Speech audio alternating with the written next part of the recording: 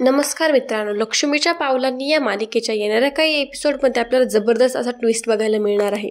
तर तो ट्विस्ट काय आहे तो आपण आजच्या भागात बघणार आहोत. कला खूप टेन्शनमध्ये असते. तिला कळत नसतं की तिने बॅग न चेक करता कशी जाऊ दिली. तिला काही कळत नसतं. तिला खूप भीती वाटत असते की आता काय होईल. चांदेकर असता तर त्याने त्याची कामं एकदम व्यवस्थित पार पाडली असती, पण मी तर ती बॅग पण चेक केली नाही. खरंच खूप अवघड काम आहे हे. सरोज मात्र कलाला असं बघून खूप आनंद होत असतो. सरोजला तिला वाटत असतं की बरं झालं, आता अद्वैतच्या मनातून ही कशी उतरते बघ. आता मला चांगला चान्स मिळाला आहे, कारण की अद्वैत त्याच्या कामाच्या बाबतीत खूप सिरियस आहे आणि हिने ती बॅग न चेक करता तशीच पाठवून दिली. इकडे कलालाही खूप जास्त टेन्शन आलेलं असतं. तर इकडे अद्वैत भाजी कापत असतो. तो विचार करत असतो की आता बघ, मी मस्त माझ्या हाताने जेवण वगैरे बनवून मस्त खरेला डबा पाठवेल. मस्त दुधीची भाजी पोळी वगैरे बनवेल आणि तिला खुश करून टाकेल. मी माझ्या कामांपेक्षा मी तिचे कामं जास्त चांगल्या पद्धतीने करू शकतो हे मात्र खरेला कळून जाईल. हे कामं काय एवढी अवघड असतात का? तो काम करायला घेतो, तो भाजी कापायला घेतो तर भाजी छोटे मोठे पीस कापत असतो. तेवढ्यात रजनी त्याला म्हणते, अरे अद्वैत, असं नाही कापायचं राहत. अद्वैत म्हणतो, अगं काकी, मग कसे कापतात मला सांग तर. मग त्याला रजनी भाजी कशी कट करायची ते सांगते. केवढ्या साईजचा पीस पाहिजे असतो भाजीमध्ये हे त्याला सांगते. मग अद्वैत त्या पद्धतीने भाजी हळूहळू कापतो. लागणारे सगळे कांदे वगैरे बटाटे ते सगळं कापून तो चॉपिंग करून ठेवून देतो. त्यानंतर अद्वैत भाजीला फोडणी द्यायला घेतो तर तो आधी कढई ठेवतो. मग त्याच्यात तेल टाकतो आणि सगळी भाजी टाकायला घेतो. तेवढ्यातच रजनी म्हणते, अरे थांब अद्वैत, हे काय करतोयस तू? अद्वैत म्हणतो, भाजी करतोय मी. तेवढ्यातच रजनी त्याला म्हणते, अरे असं नाही करायची राहत. आधी फोडणी द्यावी लागते जिऱ्या मोहरींची, मग मसाले घालावे लागतात, मग भाजी करावी लागते. तुला माहिती नाही का हे सगळं? अद्वैत म्हणतो, अगं काकी, मला कसं माहिती असणार, मी पहिल्यांदा करतोय ना. मग काकी रजनी म्हणते, थांब, मी जसं सांगते तू तसं करत जा, मग होईल. मग अद्वैत रजनीच्या सांगण्याप्रमाणे हळूहळू सगळी भाजी करत असतो. मंडळी, तुम्ही आजकाल लाईकचं बटन दाबण्यास विसरला आहात का? तुमचं प्रेम हळूहळू आमच्या बाबतीत कमी होत चाललंय बरं का. तेवढं लाईकचं बटन प्रेस करून द्या, म्हणजे आम्हालाही आमच्या नवनवीन व्हिडिओसाठी तुमच्याकडून प्रेरणा मिळेल.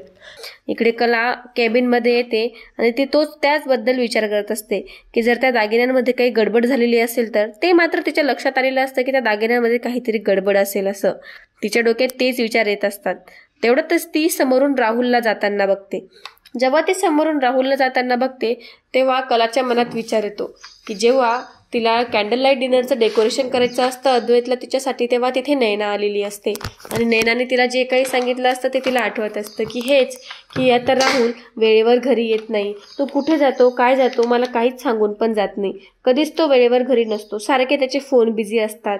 तो 2-2 दिवस घरी येत नाही. माझ्याशी काही शेअर पण करत नाही. हे सगळं कलाला आठवत असतं. कला विचार करते की आता हा राहुल कुठे चाललेला आहे? याने तर ऑफिसमध्ये थांबायला हवं ना. आता ह्याचं काय काम आहे बाहेर? हा बाहेर का जातोय? असं म्हणून कला त्याच्या पाठोपाठ बाहेर जायला निघते. राहुलला न कळता कला त्याच्या मागे मागे हळूहळू जात असते. राहुलला वाटतं की त्याचा कोणी पिछा करतंय का काय. तो मागे वळून बघतो तर तिथे कोणी नसतं, कारण की कला बाजूला लपून गेलेली असते. मग त्याच्यानंतर राहुल हळूहळू जातो. राहुल दुसरे कुठे नाही तर गौरवला भेटण्यासाठी जात असतो. तो नकली दागिन्यांचा प्लॅन असतो तो त्यांचा सक्सेसफुल झालेला असतो. आता नकली दागिने हे डिलिव्हर झालेले असतात. यासाठी राहुल गौरवला भेटण्यासाठी जात असतो. राहुल गौरवशी बोलत असतो की आपला प्लॅन सक्सेसफुल झालेला आहे.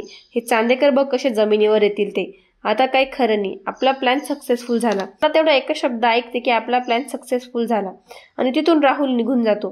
कला हाच विचार करत असते की कोणता प्लॅन सक्सेसफुल झाला असेल याचा आणि काय प्लॅन असेल. जेवढ्यात कला त्याच्या पाठोपाठ गाडीत बसून जात असते तेवढ्यातच तिला अद्वैतचा फोन येतो. कला म्हणते, आता याचा फोन काय येतोय मला? कला त्याचा फोन उचलते आणि म्हणते, हा चांदेकर, बोल, काय म्हणतो? इकडे चांदेकर खूप खुश असतो. तो म्हणतो, बघ मी आज काय केलं, आज मी तुझी सगळी कामं व्यवस्थित पार पडलेली आहेत. थोडं गेलं म्हणा मला अवघड, पण मग मी केलं व्यवस्थित सगळं. कला म्हणते, काय केलंय तू चांदेकर? एवढं काय तीर मारलंय मला सांग बरं. अद्वैत म्हणतो, अशी काय बोलतेस? मी एवढं तुझ्यासाठी माझ्या हाताने भाजी बनवली, पोळी बनवली आणि तू असे बोलतेस? कला म्हणते, काय चांदेकर, खरंच रिअली तू माझ्यासाठी स्वयंपाक केलेला आहेस? मला तर या गोष्टीवर विश्वासच होत नाहीये. तू खरंच, तुला येतं का काही त्याच्यातलं? सगळं व्यवस्थित केलेलं आहे ना तू? असं त्याला कला विचारत असते. त्यानंतर अद्वैत म्हणतो, मग विचार तू रजनी काकीला. मी सगळं तिच्यासमोर उभं राहून केलं. तिने मला केली थोडी मदत म्हणा, पण मग मी केलं व्यवस्थित. कलाला खूप छान वाटत असतं की अद्वैतने त्याच्यासाठी टिफिन केलेला असतो. अद्वैतला कला सांगते की ठीक आहे मग चालेल, पाठवून दे मग तो टिफिन. अद्वैत म्हणतो, पाठवून कशाला दे, मी स्वतःच येणार आहे तुझ्यासाठी आज टिफिन घेऊन. तू कशी माझ्यासाठी टिफिन घेऊन यायचीस तसं मी स्वतः येणार आहे. कला म्हणते, बरं ठीक आहे. अद्वैत म्हणतो, चल खरे आता तू मला टाइमपास करू नको, मला घरातली खूप कामं आहेत, फोन ठेव, रिकामा माझं डोकं नको खाऊस. कला हसते आणि फोन ठेवून देते. कला म्हणते, हा चांदेकर पण ना काही खरं नाही. The great Advait Chandekar. चला, द ग्रेट अद्वैत चांदेकरने आज माझ्यासाठी काहीतरी स्पेशल बनवलेलं आहे. ते असं त्याच्या प्रेमात गुंग होणारा स्वतःला समजवते आणि म्हणते, कला कला आवर, स्वतःला आवर, हे काही विचार नको करूच, बस तो चांदेकर तुझ्या मनातून काढ, असं म्हणून ती त्याला त्याच्या मनातून काढत असते. त्यानंतर जेव्हा अद्वैत कलासाठी टिफिन भरत असतो तेव्हा रोहिणी आणि नैना पण तिथे आलेले असतात. त्या दोघेही तिथं बोलत बसलेल्या असतात की हे काय चाललेलं यायचं, हा आज तिच्यासाठी डब्बा पण बनवतोय, हा आता मला हे सगळं सरोजवेणीला सांगायला हवं की तिचा मुलगा आता बायकोचा बैल होऊन गेलेला आहे. तिचा मुलगा आता सरोजवेणीच्या हातातून निष्ठून बायकोच्या हातात जातो आहे. नैना म्हणते, हा ना बघा, आजपर्यंत राहुलने माझ्यासाठी एक ग्लास पाणी आणलेलं नाहीये आणि आज जेवण बनवतो आहे. रोहिणी नैनाकडे एकदम रागाने बघते आणि म्हणते, नैना आता इथे तुझा विषय चाललेला आहे का, काय चाललेलं आहे हे तुझं सगळं, आपण काहीतरी सिरियस विषयावर बोलतोय आणि तू मध्येच काय हे घेऊन आलेली आहेस, असं रोहिणी तिला रागवत असते. नैना म्हणते, हो हो सॉरी. नैना मनातल्या मनात म्हणते, ही पण त्याचीच आई ना, ही कशी त्याच्या मुलाबद्दल सगळं ऐकून घेईल, ही पण मलाच बोलेल, जाऊ दे, यांना डोकं लावूनच व्यर्थ आहे. मला तर राहुलचा शोध घ्यायला हवा की तो खरंच एवढ्या रात्री कुठे जातो, असं नैना विचार करत असते. तेवढ्या तिथे आबाही आलेले असतात. आबा बघतात की अद्वैत कलासाठी मस्त डब्बा बांधतोय. आबा जातात आणि अद्वैतला विचारतात, काय राजे, कुठेपर्यंत आला तुमचं जेवण बनवण्याचा कार्यक्रम. अद्वैत म्हणतो, आबा बस झालंच आहे, आता मस्त डब्बा वगैरे बांधतो आणि कलासाठी घेऊन जातो. आबा म्हणतात, चांगलं चाललंय होय, मी आता वाशीकरांचे टास्क मस्त व्यवस्थितपणे पार पाडतायत वाटतं, असं राहिलं तर लवकरच तुमचा प्रॉब्लेम सॉल्व्ह होईल. अद्वैत मनातल्या मनात विचार करतो की हो, खरंच सगळा प्रॉब्लेम सॉल्व्ह होऊन जायला पाहिजे आणि खरी परत माझ्याकडे येऊन लागायला पाहिजे. तिच्याशिवाय मला काय करमतच नाही, माझ्या मनातून तिच्या मनातले विचारच जात नाहीत, सारखी नुसती कटकट करत राहते, मला तर तिच्या कटकटीची सवय झालेली आहे. अद्वैत ह्याच विचारांमध्ये गुंग झालेला असतो. आबा म्हणतात, अद्वैत अरे कुठे हरवलायस तू, मी तुझ्याशी बोलतोय, काय करतोयस तू. अद्वैत म्हणतो, काही नाही आबा, मी आता पटकन हे डबा बांधतो, रेडी होतो आणि ऑफिसला जायला निघतो. जेव्हा अद्वैत ऑफिसला जात असतो तेव्हा इस्त्रीवाले कपडे घेण्यासाठी आलेले असतात. अद्वैतला वाटत असतं की आता डब्बा वगैरे बांधेल आणि मस्त आता ऑफिसला जाईल, खरे सोबत टाइम स्पेंड करेल, कारण की आता घरातले कामं आता उरकून गेलेले आहेत. पण त्याला अजून हे माहिती नसतं की घरातल्या बायकांमागे किती कामं असतात. तेवढ्यातच तिथे इस्त्रीवाला येतो. रजनी तेवढ्यातच म्हणते, मी देते कपडे काढून. आबा म्हणतात, रजनी थांब, तू नको देऊ, अद्वैत जा, हे काम कलाची आहे तर तू हे काम कर. अद्वैत जातो, प्रत्येकाच्या रूममधून कपडे घेतो, एकेकाचे कपडे घेत तो धुतलेले कपडे सुद्धा धुण्यासाठी टाकून घेतो. अद्वैतला हे कळतच नसतं की कोणते कपडे खराब असतात आणि कोणते चांगले असतात. तो असे सगळे प्रेस केलेले कपडेही असे ते धुण्यासाठी घेऊन जात असतो. तो खूप मोठा कपड्यांचा असा गंज घेऊन आलेला असतो. जेव्हा तो कपडे खाली घेऊन येतो, रजनी त्या कपड्यांकडे बघते आणि म्हणते, अद्वैत अरे हे काय एवढे तू कपडे आणलेले आहेत, हे कशासाठी घेऊन आलो तू एवढे कपडे. अद्वैत म्हणतो, तिथे सगळ्यांचे कपडे पडलेले होते, मग मी सगळे धुवायला घेऊन आलो. रजनी आणि सगळे डोक्यालाच हात लावून घेतात आणि त्याच्यावर हसायला लागतात. रजनी म्हणते, अरे अद्वैत, हे सगळे कपडे धुवायचे जे असतात ते कपडे आपण बकेटमध्ये ठेवतो ना साईडवाल्या, हे सगळे कपडे तू कशाला घेऊन आला. रजनी त्याला मग सांगते की कसे कपडे निवडायचे असतात. मग धुण्याचे कपडे ती सगळे निवडून धोबीवाल्याकडे देते आणि जे चांगले कपडे असतात ते बाजूला इस्त्रीवाल्याकडे देण्यासाठी ठेवते. अद्वैत विचार करत असतो, बापरे, मला तर सगळे सारखेच कपडे दिसत आहेत, आता याच्यात कसं कळणार आहे कोणतं न धुतलेलं कोणतं, असा अद्वैत विचार करत असतो. तेवढ्यात तिथे अनामिका आणि सोहम आलेले असतात. त्यांच्या नात्यामध्ये आता नवीन सुरुवात झालेली असते. दोघेही खूप खुश असतात. अनामिका आणि सोहम खाली येतात आणि बघतात की हे सगळं काय चाललेलं आहे. तेवढं साबा अनामिकाला म्हणतात, अगं अनामिका, हे सगळं कलाची मदतीसाठी चाललेलं आहे. अनामिका म्हणते, अद्वैत दादा, तुम्हाला कळतं आहे ना पण कसे कामं करायचे कसे नाही, नाहीतर तुम्हाला आम्ही मदत करू का. तेवढ्यातच अद्वैत म्हणतो, नाही नको, करेन मी, मॅनेज करतो मी सगळी मदत. सगळे खूप अद्वैतवर हसत असतात. पण सगळ्यांना एक बरंही वाटत असतं की अद्वैत आणि कलामध्ये आता सगळं हळूहळू सुरळीत होता येते. ऑफिसमध्ये कला तिचं काम करत असते. तिला सारखीच अद्वैतची आठवण येत असते. ती विचार करत असते की त्याने त्या दिवशी डेट प्लॅन केली, त्या दिवशी एवढं छान आम्ही टाइम स्पेंड केला. तिला सगळ्या गोष्टी आठवत असतात की कसं अद्वैतने छोटीशी गोष्ट पण एकदम व्यवस्थित सगळी पार पाडलेली होती. सगळं लाइटिंग वगैरे त्याने इतकं छान केलेलं होतं. तिला सगळ्या त्यांच्यातले गोड क्षण आठवत असतात. कला विचार करत असते, आधी कसे दिवस होते, आम्ही एकमेकांकडे बघायचो सुद्धा नाही. त्यानंतर आमच्या नात्यांमध्ये किती चढउतार आले, किती सगळ्या गोष्टी घडल्या आणि आता चांदेकरही बदलून चाललेला आहे. काय करू मी आता? माझ्या मनात सारखे त्याचे विचार येत आहेत. तो एवढा चांगला वागतोय ते, पण त्याचा तो मीपणा आहे ना, तो मला आवडत नाही. तो काय त्याच्या मनातून जातोच नाही कधी. सारखं मी द ग्रेट अद्वैत चांदेकर, मी द ग्रेट अद्वैत चांदेकर असं करत असतो आणि माझं डोकं खात असतो. आता काय करायचं मी याचं, असा कला विचार करत असते. पण ती सारखी अद्वैतची वाट बघत असते. आत्ताच येईल, तेव्हाच येईल. तिला अद्वैतने त्याच्या हाताने बनवलेलं जे जेवण असतं ते खायचं असतं.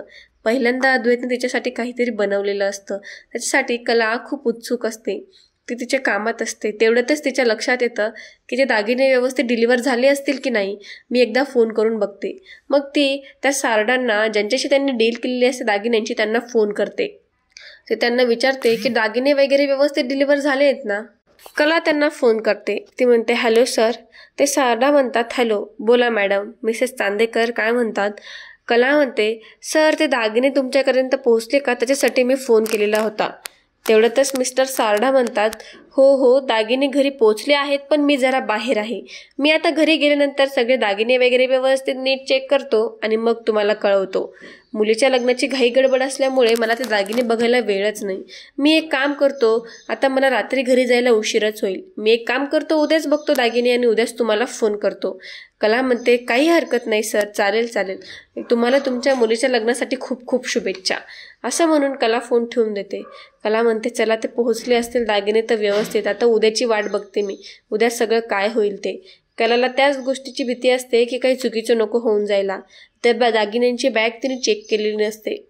इकडे घरी अद्वैतने इस्त्रीचे कपडे दिलेले असतात. नंतर अद्वैत जेव्हा रूममध्ये रेडी होण्यासाठी जातो तेव्हा तिथे अंजू येते. अंजू त्याला विचारते, अद्वैत सर, मला हे सगळं आबांनी सांगितलेलं आहे. हे सगळे काम कलाताईंचे आहेत, म्हणून मग मी तुम्हाला विचारण्यासाठी आलेली आहे. अद्वैत म्हणतो, हा विचार अंजू. ती विचारते, सर, आज कशी डस्टिंग करायची आणि कुठून कुठून डस्टिंग करायची आहे? आणि ते नवीन झाडं आणलेली आहेत ना, तर ते गार्डनमध्ये लावायची आहेत. तर तुम्ही मला चलून सांगतात का ते कुठे झाडं लावायची आहेत ते? अद्वैत म्हणतो, अरे यार, आत्ताच मी सगळं काम आवरून वरती आलो. आता परत हे झाडं लावायचं काय आलं बरं? आता काय करू मी? तर अद्वैत म्हणतो, अंजू, तू पुढे चल, मी येतो. अद्वैत म्हणतो की मी आता तयार होऊन जातो आणि हे सगळं काम मग गार्डनमध्ये जाऊन करतो. म्हणजे कसं मी लगेच तिकडे डब्बा घेऊन ऑफिसला जाता येईल मला. अंजू तिथून निघून जाते. अद्वैत जेव्हा तयारी करत असतो तेव्हा त्याला कला आठवत असते की कला सगळं घरातलं काम कसं मॅनेज करत असायची आणि ऑफिसलाही येत असायची. तिला या सगळ्या गोष्टी कशा होत असतील असा अद्वैत विचार करत असतो. अद्वैत म्हणत असतो की खरे सगळ्या गोष्टी कशी मॅनेज करते. सकाळी लवकर उठणं, सगळ्यांना चहा पाहिजे की कॉफी, हे सगळं लक्षात ठेवणं. त्यानंतर कशी भाजी कापायची, सगळ्या प्रकारच्या किती भाज्या असतात त्या भाज्या करणं. आणि मग त्याच्यानंतर हे सगळे लॉन्ड्रीचे कपडे देणं, झाडं, डस्टिंग, या सगळ्या गोष्टी कशी खरे मॅनेज करत असेल, मला खरंच विचार येतो. आणि तरी मी तिला किती त्रास दिलेला आहे इथून मागे. तिने सगळं आपलं घर समान हे सगळं पाहिलेलं आहे आणि मी तिचं कधीच ऐकत नाही, असं म्हणून अद्वैत विचार करत असतो. पण अद्वैतला परत आठवतं की त्यांनी तिला एवढं मनवलेले असल्यामुळे ती आलेली नसते. अद्वैत परत म्हणतो, जाऊ दे, ती पण अति आगाव आहे, ती पण काय माझं ऐकत नाही. मी गेलो होतो ना तिला मनवायला, मी समजवायला गेलो होतो ना, पण तिने कुठे माझं ऐकलं. तिला तिचा अति आगावपणा दाखवायचाच होता ना. जाऊ दे, मला काही करायचं नाही. आणि अद्वैत त्याचे कपडे घालून खाली जातो. अद्वैतला डस्टिंगचं काही माहिती नसतं. अद्वैत म्हणतो, आता हे डस्टिंगचं काय सांगू मी? एक काम कर अंजू, तू सगळ्या घराची डस्टिंग करून टाक.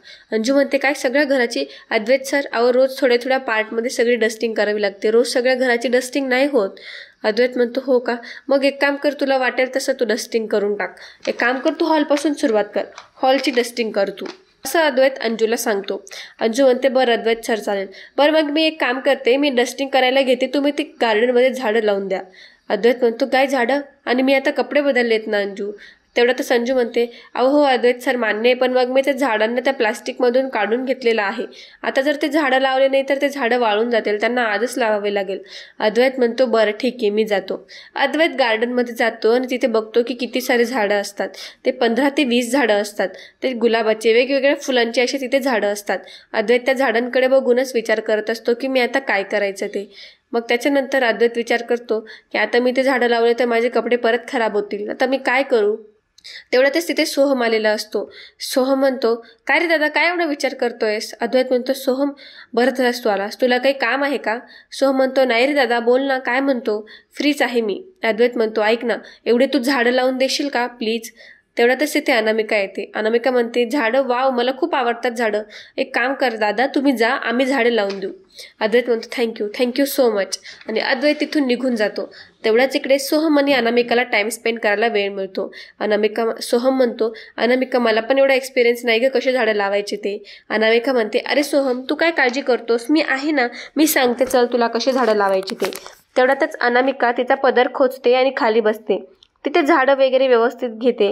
ते खत वगैरे जे असतं ते कुंडीमध्ये थोडं टाकते, त्याच्यात माती टाकते आणि हळूहळू झाडं लावत. सोहमच्या हाताला माती लागलेली असते. तो त्याचं तोंड पुसताना त्याच्या कपाळाला माती लागून जाते. त्याच्यानंतर अनामिका त्याच्याकडे बघून हसत असते. अनामिका त्याच्याकडे बघून हसते तेव्हा सोहम म्हणतो, का ग, का हसते तू? अनामिका म्हणते, अरे तू जोकर बनलायस, जोकर, थांब. आणि ती त्याच्या पदरने त्याच्या कपाळाचं ते माती पुसते. आणि सोहम मध्ये हा खूप एक गोड क्षण असतो. ते दोघं एकमेकांमध्ये हरवून गेलेले असतात. त्यांचे लग्न झाल्यापासून त्यांना काही व्यवस्थित टाइम स्पेंड करायला टाइम भेटलेला नसतो. कारण आपला सोहम इतका कन्फ्यूज असतो की काय करायचं काय नाही.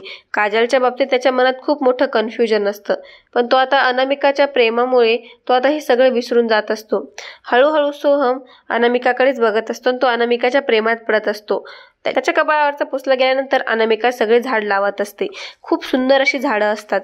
सोहम म्हणतो की आता त्याला काहीतरी मस्ती करायची आहे. सोहम ते सगळे झाडं लावून गेल्यानंतर जेव्हा अनामिका उभी राहते, सोहमला अनामिका म्हणते, बघ सोहम, किती सगळे छान झाडं दिसत आहेत बरं. हे सगळे झाडं जर मोठे झाले तर किती छान छान फुलं येतील ना त्याला. सोहम म्हणतो, हो मग नक्की येतील ना. आणि ती तिकडे बघून बोलत असते. तेवढ्यातच सोहम एक बकेटमध्ये जे पाणी असतं ते अनामिकाच्या अंगावर फेकून देतो. अनामिका खूप मोठ्याने ओरडते. ती म्हणते, सोहम हे काय? तिचे सगळे कपडे खराब होऊन गेलेले असतात. मग अनामिका पण ठरवते की आता सोहमशी पण मस्ती करायची ते. नंतर अनामिका पण दुसऱ्या बकेटमधलं पाणी सोहमवर फेकते. त्या दोघांमध्ये अशी मस्ती चाललेली असते. रजनीचं तेवढ्यातच लक्ष बाहेर जातं. रजनी त्या दोघांना बघून खूप आनंद वाटत असतो रजनीला. रजनी म्हणते, बरं झालं, ह्या दोघांमध्ये असंच सगळं राहू दे देवी आई, व्यवस्थित ह्या सगळ्यांचा संसार सुखाने पार पडू दे. अद्वैत, कला, सोहम आणि अनामिका यांच्या नात्यांमध्ये जो दुरावा आलेला आहे ना, तो कमी कर. आमच्या चांदेकरांचा मिळालेला कोप हा मिटू दे ग देवी आई. प्रार्थना रजनी देवाकडे म्हणत असते आणि म्हणते, ह्यांच्या जोडीला कोणाची नजर नको लागायला. तेवढ्यातच अद्वैत कलासाठी टिफिन घेऊन गेलेला असतो. अद्वैत जेव्हा ऑफिसमध्ये पोहोचतो तेव्हा कला तिचे काम करत असते. अद्वैत तिकडे येतो आणि म्हणतो, हे बघ, मी सगळे माझे कामं वगैरे करून इथे पोहोचलेलो आहे. मी तुझ्यासाठी बघ, द ग्रेट अद्वैत चांदेकरने त्याच्या स्वतःच्या हाताने टिफिन बनवून आणलेला आहे. हे फक्त लकी लोकांनाच मिळतं. बघ खरे, तू खूप किती लकी आहेस की तुला द ग्रेट अद्वैत चांदेकरच्या हाताचं जेवण खायला मिळेल. कला म्हणते, बापरे अद्वैत, तू तर खूप मोठे उपकार केलेत रे माझ्यावर चांदेकर. मी आता ह्या उपकारांच्या बोज तरी दाबली चालली आहे रे. काहीतरी कर तू. मी एक काम करते, आधीच तुझे माझ्यावर एवढे उपकार आहेत, मी हे जेवण करत नाही, मी दुसरं काहीतरी खाते. म्हणजे कसं आहे, माझ्यावरचे तुझे उपकार आहेत ना ते थोडे कमी होतील. अद्वैत म्हणतो, असं काय करतेस? मी सगळं काम किती पटपट करून आलो. एकतर मला तर लॉन्ड्रीचं बी काही कळत नव्हतं, ते डस्टिंगचं पण त्या अंजूला सांगून आलो. झाडं सोहम आणि अनामिकाला लावायला लावून आलेलो आहे आणि तू अशी करतेस. मी किती मेहनत केली इथे यायला.